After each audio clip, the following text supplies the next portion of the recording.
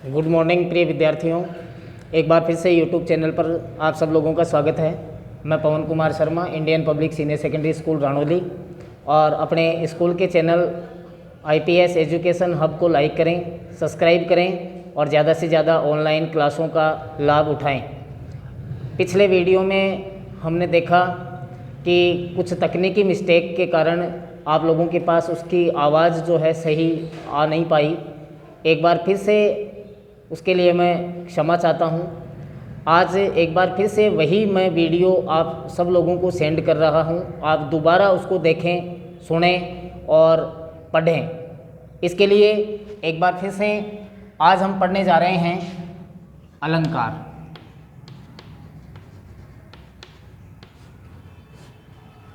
अलंकार में बेटा सबसे पहले मैं आप लोगों को बताना चाहूँगा, ये अलंकार जो शब्द है वो दो शब्दों से मिलकर के बना है, अलम प्लस कार।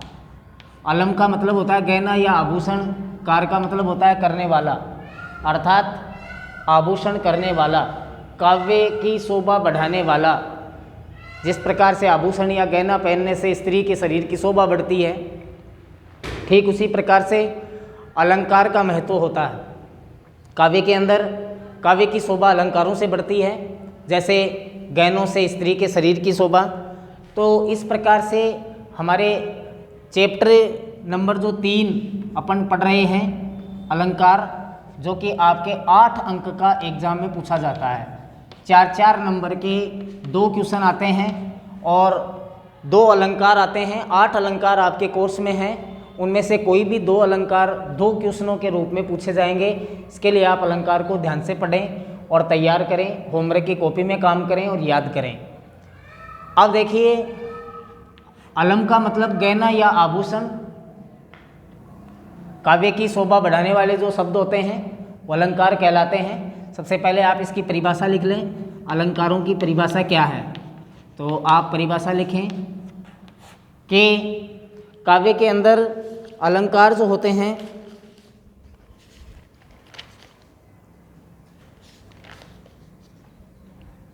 वो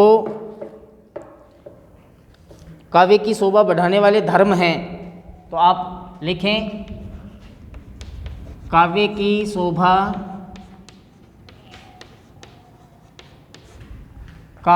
शोभा बढ़ाने वाले धर्मों को अलंकार कहते हैं। बढ़ाने वाले धर्मों को अलंकार कहते हैं। काव्य की शोभा बढ़ाने वाले धर्मों को अलंकार कहते हैं। किसी काव्य के वर्णों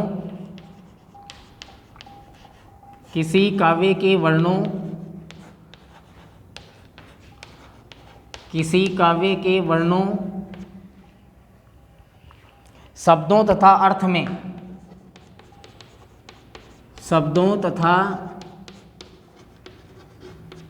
अर्थ में काव्य की शोभा बढ़ाने वाले धर्मों को अलंकार कहते हैं। किसी काव्य के वर्णों, शब्दों तथा अर्थ में जो चमत्कार उत्पन्न किया जाता है,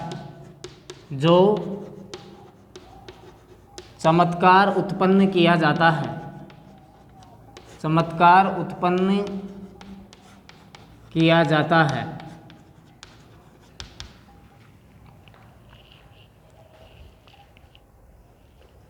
उसे अलंकार कहते हैं।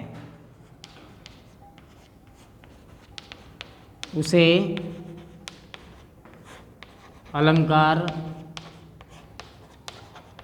कहते हैं। काव्य की शोभा बढ़ाने वाले धर्मों को अलंकार कहते हैं। किसी काव्य के वर्णों, शब्दों तथा अर्थ में जो चमत्कार उत्पन्न किया जाता है उसे अलंकार कहते हैं। शब्द में निहित चमत्कार को शब्दालंकार कहते हैं। शब्द में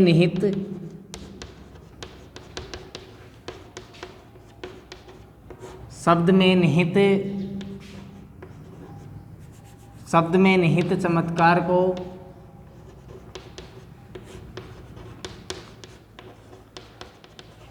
शब्दालंकार तथा अर्थ में निहित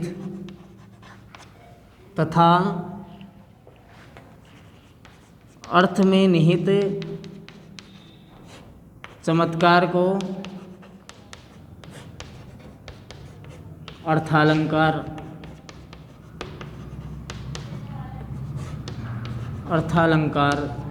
कहते हैं। काव्य की शोभा बढ़ाने वाले धर्मों को अलंकार कहते हैं। किसी काव्य के वर्णों, शब्दों तथा अर्थ में जो चमत्कार उत्पन्न किया जाता है उसे अलंकार कहते हैं। शब्द में निहित चमत्कार को शब्दालंकार तथा अर्थ में निहित चमत्कार को अर्थालंकार कहते हैं। जिस तरह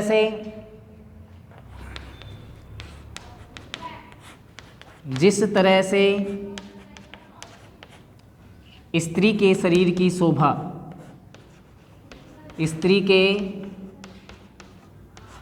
शरीर की शोभा, जिस तरह से स्त्री के शरीर की शोभा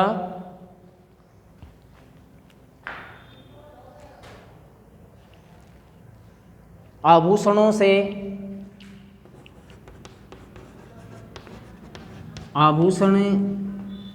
के पहनने से होती है, शोभा आभूषण के पहनने से बढ़ती है या होती है,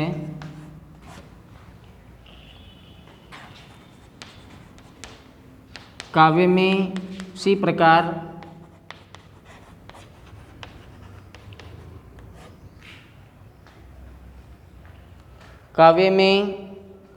उसी प्रकार उसी प्रकार से अलंकारों से सुंदरता बढ़ती है।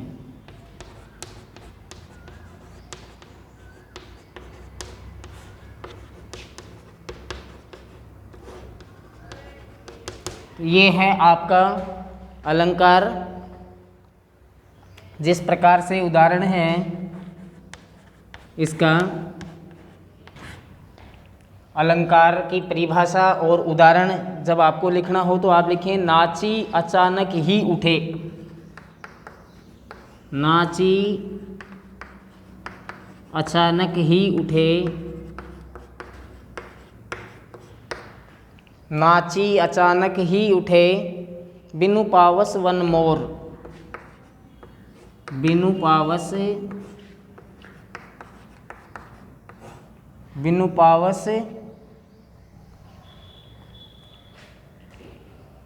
One more.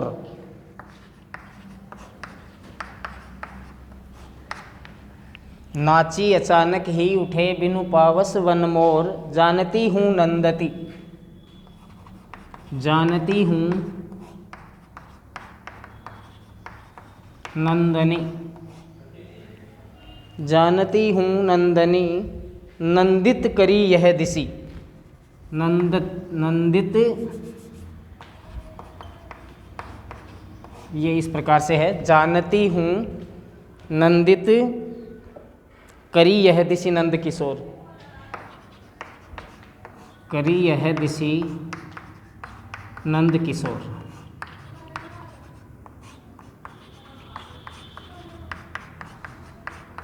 तो इस प्रकार से नाची अचानक ही उठे, बिनु पावस वन मोर, वन के अंदर रहने वाले जो मोर है, बिना पावस यानी जो आपकी बरसात की ऋतु है उसमें बिना बरसात के ही अचानक मोर नाचने लग जाते हैं। जानती हूँ नंदती करी ये दिशि नंद किशोर, कि जिस प्रकार से जानती हूँ नंदित करी, इस प्रकार से ये जो आनंद है दिशि नंद किशोर, सारी दिशाओं के अंदर नंद किशोर भगवान श्री कृष्ण के द्वारा ये इस प्रकार का माहौल बनाया गया है। तो यहाँ पर ये अलंकारों का जो प्रयोग है, इससे काव्य की जो सुंदरता है उसमें वृद्धि हुई है। तो आप काव्य की अलंकार की जब परिभाषा पूछी जाती है तो आप अलंकार की परिभाषा ये लिख सकते हैं, इसका उदाहरण आप ये लिख सकते हैं। तो इस प्रकार से आप अलंकार की परिभाषा और उदाहरण तैयार करें। अब आपके जो दो प्रकार के अलंकार मैंने बताए हैं, जिनमें एक शब्द अलंकार, एक अर्थ अलंकार और एक और होता है हिंदी में उभय अलंकार, मिश्रित है।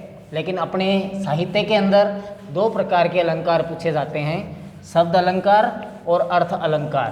तो आप देखिए दोनों की परिभाषा और दोनों में जो भेद है कई बार पूछ लिया जाता है, शब्द अलंकार और अर्थ अलंकार।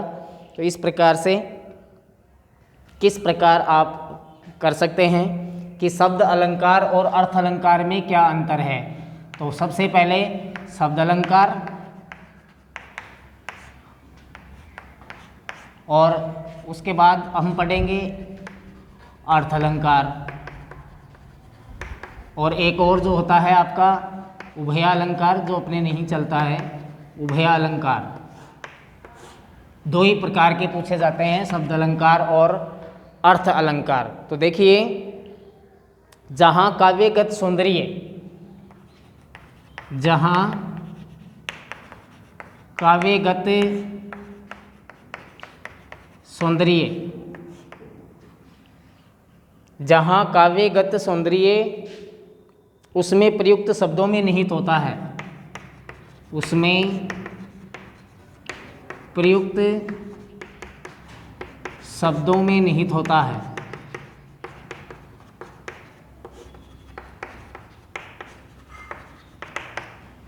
जहाँ काव्यगत सौंदर्य उसमें प्रयुक्त शब्दों में निहित होता है और वहाँ शब्द अलंकार होता है, वहाँ शब्द अलंकार होता है।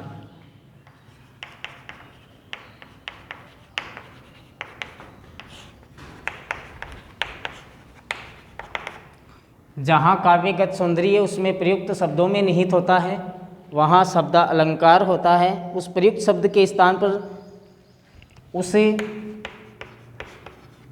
प्रयुक्त शब्द के स्थान पर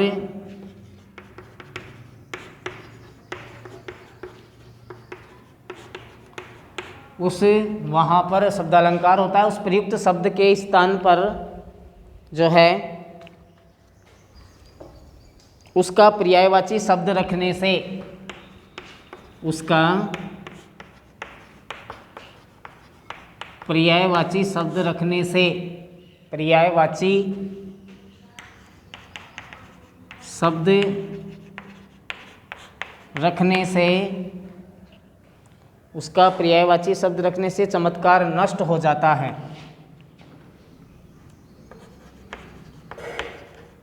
चमत्कार नष्ट हो जाता है क्योंकि वह उसी शब्द के ऊपर आधारित होता है चमत्कार, और उस शब्द का पर्यायवाची अगर अपन रख देते हैं तो वो नष्ट हो जाता है, नष्ट हो जाता है तथा अलंकार नहीं रहता, तथा अलंकार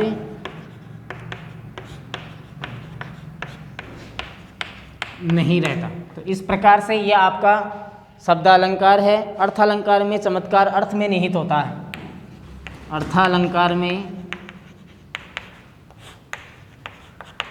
चमत्कार अर्थ में निहित होता है।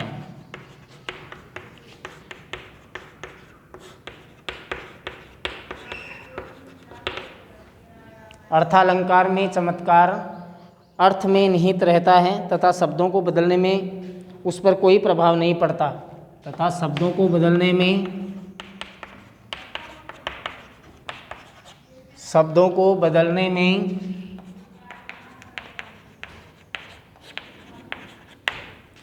या पर्यायवाची शब्द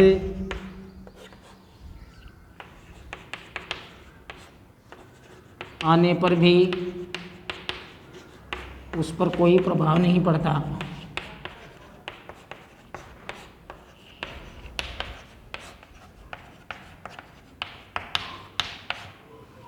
उस पर कोई प्रभाव नहीं पड़ता है,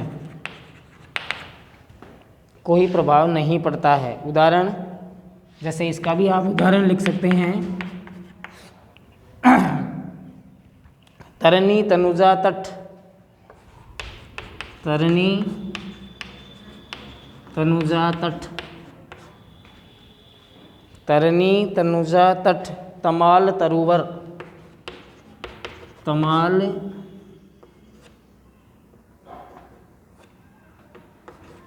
तरुवर,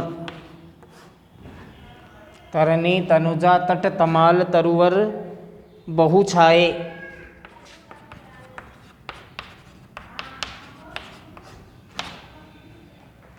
तरनी तनुजा तट तमाल तरुवर बहुछाए, यह आपका शब्द अलंकार है। यहाँ पर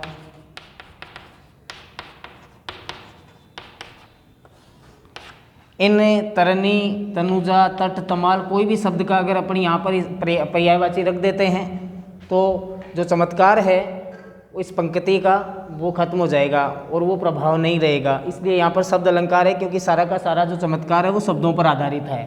जैसे तरनी है, तनुजा है, तट है, तमाल है, तरुवर है, ये मतलब एक बहुत ही हरी भरी हरियाली से जुड़े हुए शब्द हैं। और अगर इन शब्दों का कोई भी पर्यायवाची एक दूसरे को हटाकर उनके स्थान पर रख देते हैं तो शब्द का जो प्रभाव है वो खत्म हो जाएगा और अलंकार नहीं रहेगा, इसलिए यहाँ शब्द अलंकार है। अब एक आपका जो दूसरा उदाहरण है वो शब्द अलंकार का है, अर्थ अलंकार का है, सॉरी। उसी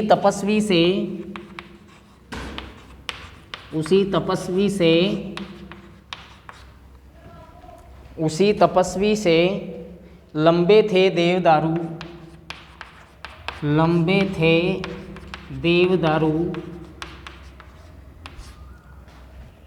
उसी तपस्वी से लंबे थे देवदारू, दो चार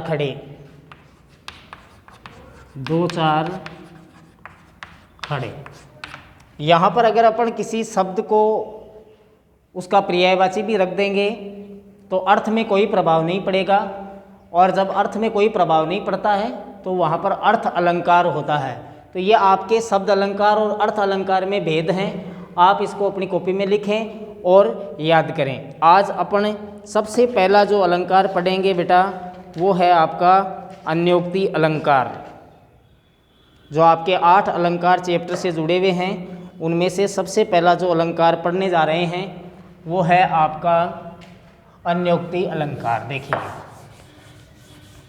अन्योक्ति अलंकार का मतलब होता है बेटा किसी बात को सीधा न कह करके और किसी और के माध्यम से कहना, किसी अन्य के माध्यम से कहना अन्योक्ति अलंकार है।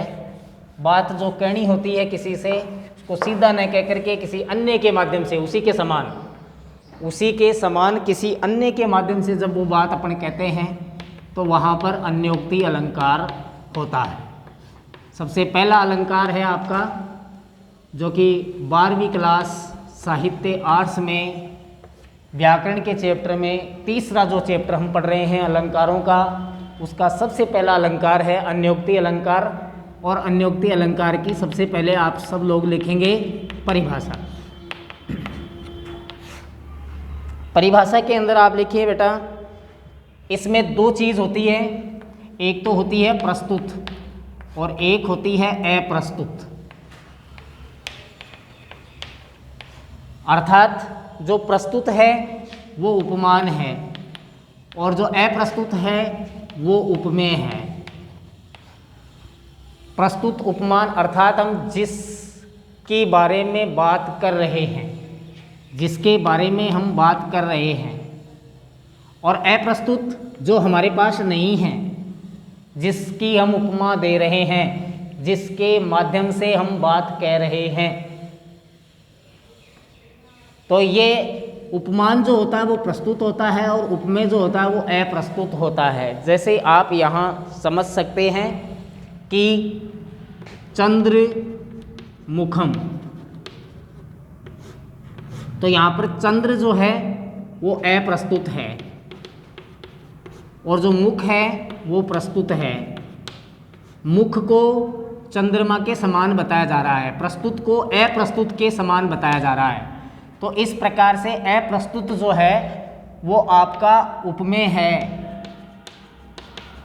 जिस शब्द से उपमा दी गई है वो उपमेय है, और मुख जिसको हम उपमा दे रहे हैं वो प्रस्तुत है और वो उपमान है। तो ये उपमान और उपमेय को आप समझ लीजिए। इसके बाद में आप लिखेंगे अन्योक्ति अलंकार की परिभाषा।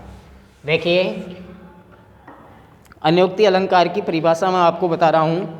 जहाँ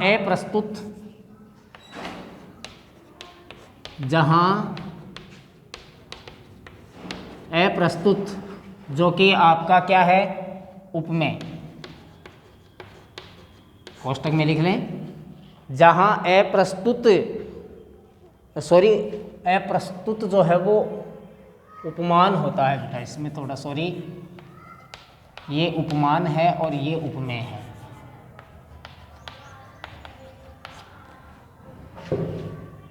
अप्रस्तुत उपमान होता है और प्रस्तुत उपमेय होता है। तो इस प्रकार से जहां अप्रस्तुत उपमान, जहां अप्रस्तुत उपमान के वर्णन के माध्यम से, मान के वर्णन के माध्यम से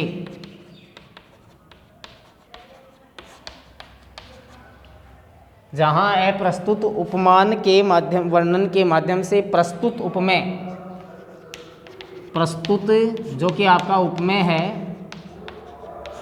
जैसे चंद्रमुखम में मुख उपमेय है और चंद्रमा आपका उपमान है, जिससे हम उपमा देते हैं, जिस शब्द से वो उपमान होता है और जिसकी हम उपमा देते हैं वो उपमेय होता है। तो इस प्रकार से जहां अप्रस्तुत उपमान के वर्णन के माध्यम से प्रस्तुत उपमेय का ज्ञान कराया जाता है, का ज्ञान कराया जाता है,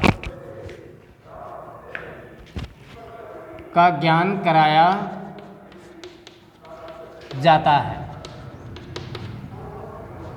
जहाँ अप्रस्तुत उपमान के वर्णन के माध्यम से प्रस्तुत उपमेय का ज्ञान कराया जाता है, वहाँ अन्योक्ति अलंकार माना जाता है, वहाँ अन्योक्ति अलंकार माना जाता है, अन्योक्ति अलंकार माना जाता है। तो इस प्रकार से यह आपका अन्योक्ति अलंकार है और उसकी परिभाषा है। अब इसको आप थोड़ा सा समझिए, इसको अन्योक्ति इसलिए कहा जाता है, इसको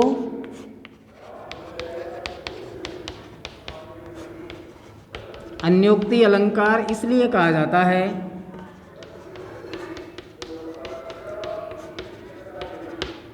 इसलिए कहा जाता है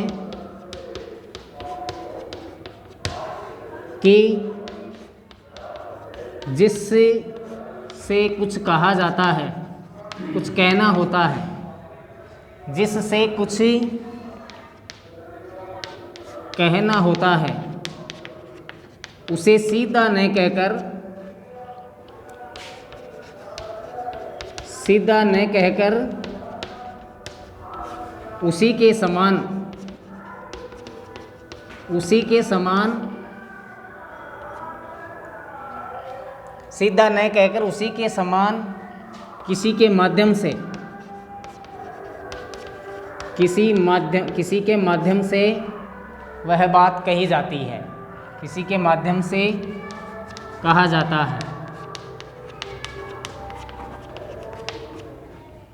अन्योक्ति इसको इसलिए कहा जाता है कि जिससे कुछ कहना होता है उसे सीधा न कहकर उसी के समान किसी के माध्यम से कहा जाता है। तो ये अन्योक्ति अलंकार है, अर्थात इसमें किसी वस्तु का सीधा वर्णन न करके, इसमें किसी वस्तु का, किसी वस्तु या व्यक्ति का वर्णन सीधा न करके, सीधा न करके इसमें किसी वस्तु या व्यक्ति का वर्णन सीधा न करके उसी के समान किसी वस्तु का, उसी के समान, उसी के समान किसी अन्य के माध्यम से समझाया जाता है, समझाया जाता है। इसलिए ये अन्योक्ति अलंकार है। अब एक मात्र केवल आप इसका उदाहरण और देखें। एक उदाहरण जो है उसको अपन ज़रूर लिखेंगे। पिछले वीडियो में मैंने आपको 2 अलंकार बताए थे, लेकिन आज केवल मैं एक ही समय सीमा को ध्यान में रखते हुए बता पाऊंगा और इसका उदाहरण बताऊंगा। और आज केवल मात्र आप अन्योक्ति अलंकार का एक उदाहरण देख लीजिए।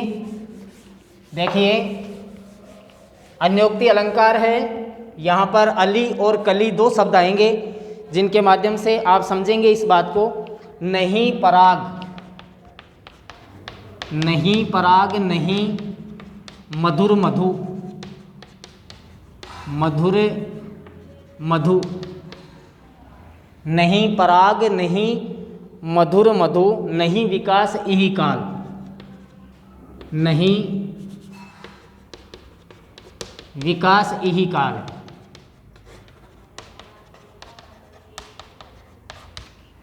नहीं पराग नहीं मधुर मधु, नहीं विकास इही काल, अली कली ही सो बंध्यो, अली कली ही सो बंध्यो,